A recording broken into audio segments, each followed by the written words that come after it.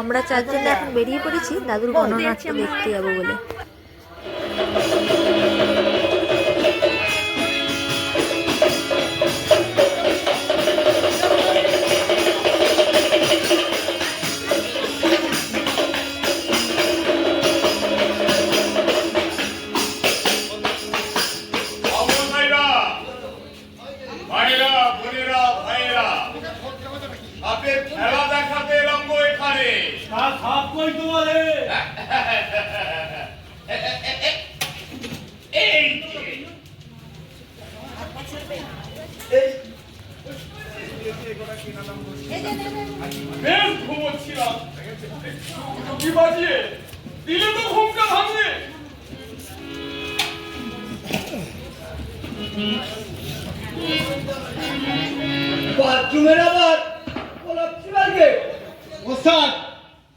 দেখিয়ে দাও তোমার খেল, তাক লাগাও বাবুদের, বন্ধ করো বাবুদের ভ্যান তেরাবো। কি দরকার পেয়েছো? বাবুরা জানে না যে বাবুরা কি কথা বলছে। যিশুর বাচ্চা শিশু নাকি? আচ্ছা, ঘুমটা যখন ভাঙালে বার করো তোমার সাপ। সাপটা দেখে সেকেন্ড কথা ঘুমটা দেবো।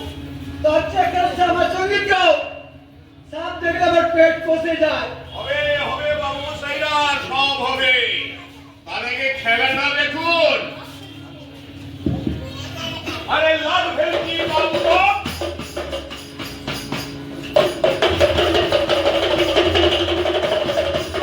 আরে পাঁচি মায়ের পোষা সাপ, দুই খাপ্তার লম্বা শিং, দুই কলা নয়, খায় আফিং।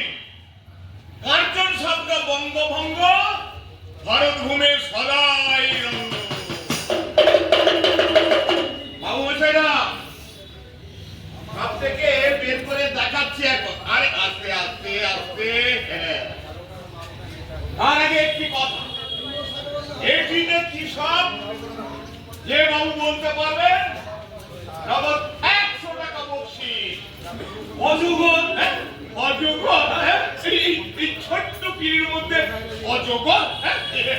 না না না না, ময়াল, আমার ময়াল এই পিড়িতে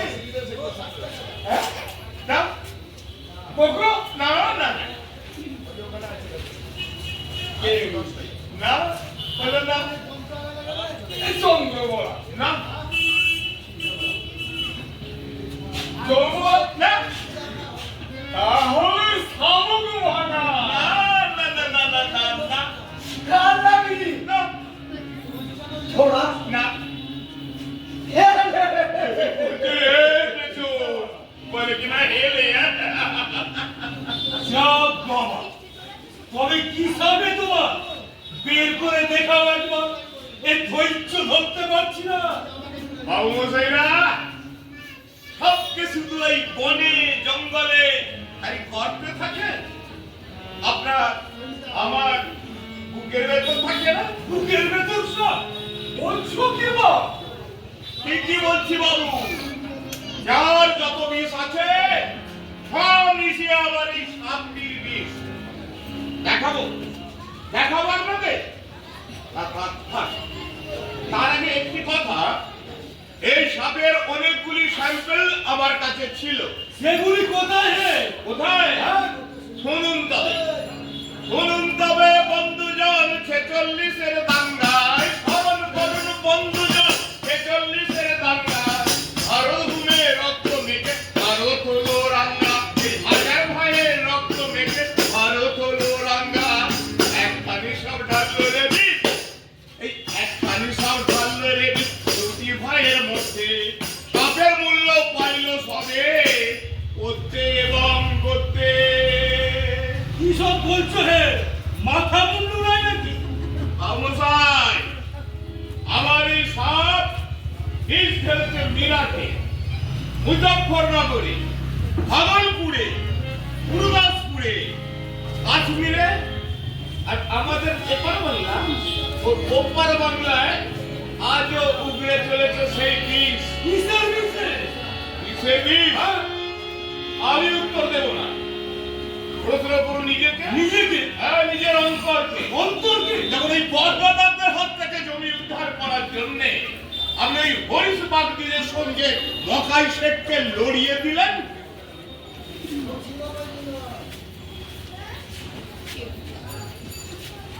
লড়িয়ে দিলাম?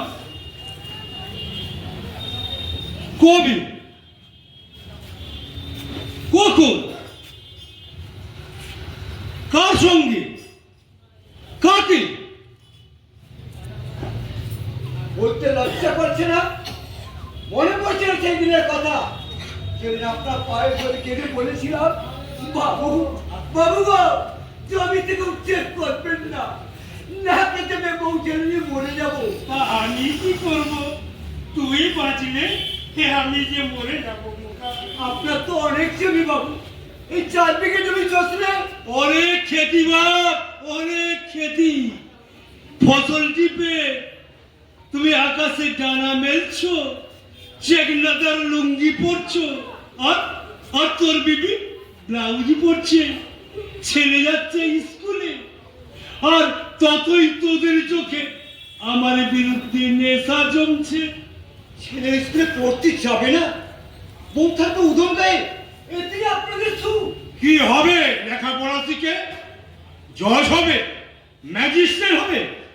খেত মজুরের ছেলে যদি লেখাপড়া শেখে, না বাবু না, তোকে আমি জমি দিতে পারবো না। তাছাড়া আমার ইচ্ছে থাকলে কি হবে? ওই হরিশ যে ছাড়ছে না। কি বলছে হরি? কি আর বলবে?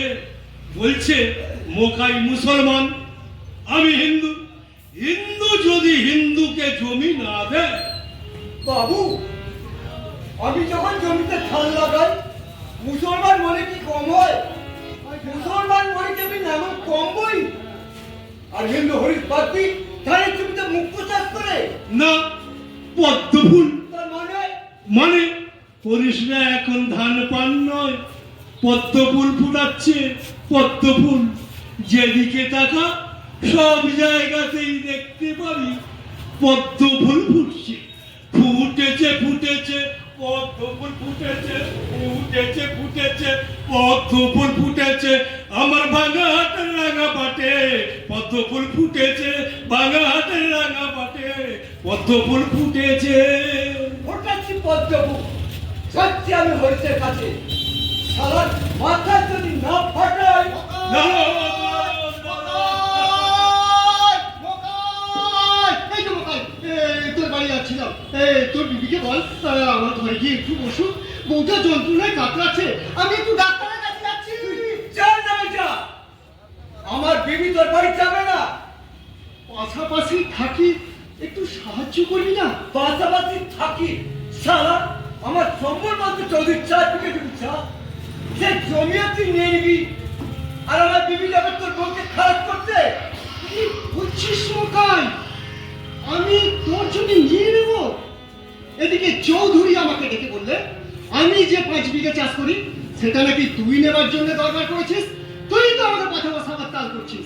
ওরা গেছে তোর জমি নিতে, তুই তুই তো আমার জমি নেবার জন্য মুখ সামলে কথা বলবি মোকাই। কিসের জন্য মুখ সামলাবো? ঠিকই তো, কিসের জন্য মোকাই মুখ সামলাবে? তোদের ধান্দা কি মোকাই বোঝে না? মোকাই কি এতই মূর্খ? লেখাপড়া শিখতে না পারে, বুদ্ধিটাও কম নয়। কি রে মোকাই? ঠিকই তো, আপনি আবার কি জন্য এলেন এখানে আমার সাথে মোকাইয়ের? আরে বাপ, তুমি একজন মুসলমানের সর্বস্ব কেড়ে নেবে, আর আমি একজন মুসলমান হয়ে তোমার চুমু খাবো, চুমু? এই মোকাইকে বাঁচাবো না? কি রে মোকাই? ঠিকই তো,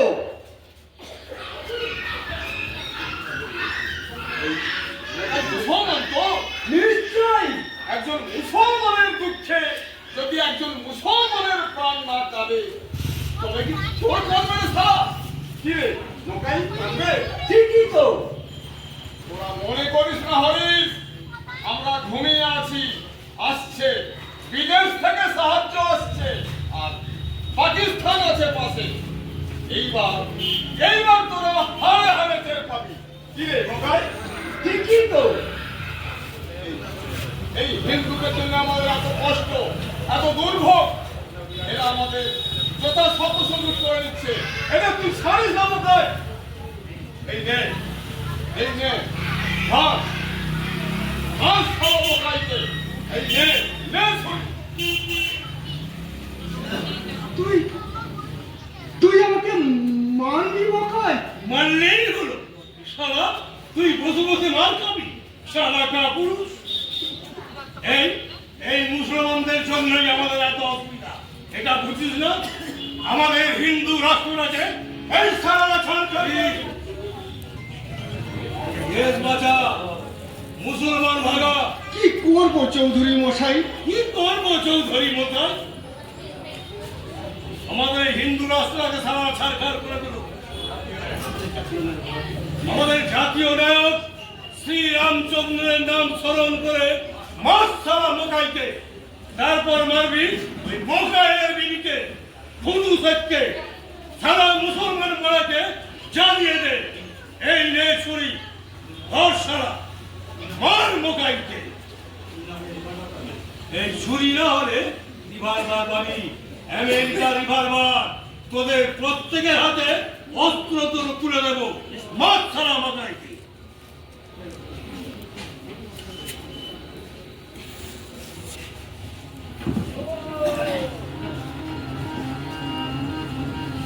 বেরুচ্ছে বাবু মশাইরা, সাপটা বেরুচ্ছে, গল গল করে বিষ বেরুচ্ছে।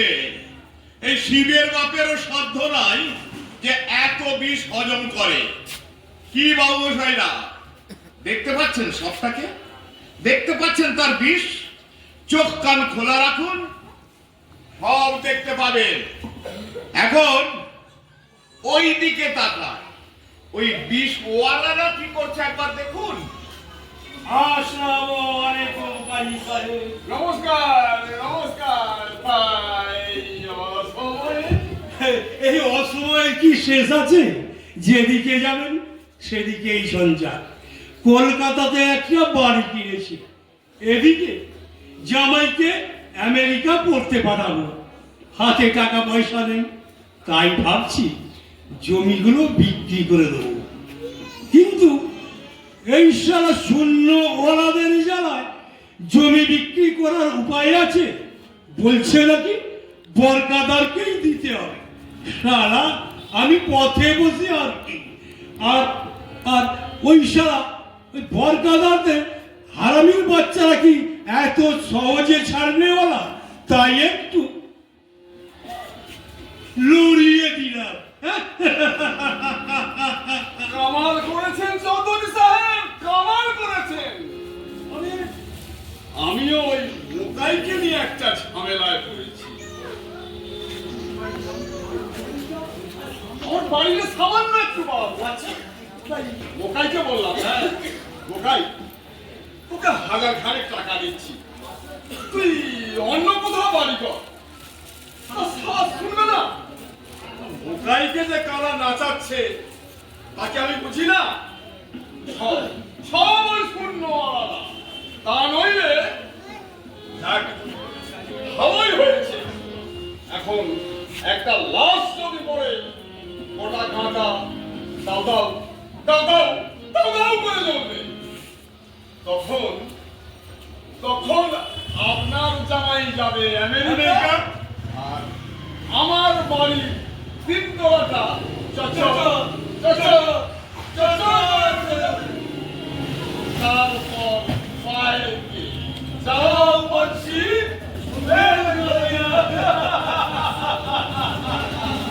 মুশকিল আসান কর দয়াল সত্য পীর গাজীর মুশকিল আসান। আরে এই বেটারা, আরে কি করছিস? কাকে মারছিস? সারা হিন্দুকে, সারা মুসলমানকে। আরে তোরাই তো এক পাতে বসে একসঙ্গে দুঃখের পান্তা ভাগ করে খাস। কারণ তোরাই তো পারিস রে, কারণ তোরা যে অনেক জন আর ওরা তো এই গুটি কয়েক মাত্র। পাড়ার সবাই বলছে মুসলমান হয়ে সুখে থাকবো। কে আছে রে সুখে? আরে পাকিস্তানে তো সবাই মুসলমান, তবে কেন সেখানে মুসলমান মুসলমানকে মারে? কেন ইরান ইরাককে আক্রমণ করে? কারণ আফগানিস্তানের সাথে পাকিস্তানের যুদ্ধ বাঁধে। কেন বহুত কোরিয়া, কেন বহুত জাপানের শত্রু? ভারতের হিন্দু শ্রীলঙ্কার হিন্দুকে কেন মারছি? ওরে হরিশ, ওরে মকাই, হিন্দু মুসলমান নয় রে, হিন্দু মুসলমান নয়। ওই রাম জন্মভূমি আর বাবরি মসজিদ নিয়ে যারা লাফালাফি করছে, তারা তোদের মনকে ধোঁকা দিয়ে অন্যদিকে সরিয়ে দিতে চাইছে। মেহনতি মানুষের বন্ধু মেহনতি হয়, কিন্তু তোদের দৃষ্টি কোন দিকে ঘুরছে? তার সংগ্রাম থেকে ধর্মের দিকে, আন্দোলন থেকে জাতের দিকে। ওরে মতাই, ওরে হরিশ, হিন্দু মুসলমান নয় রে, হিন্দু মুসলমান নয়।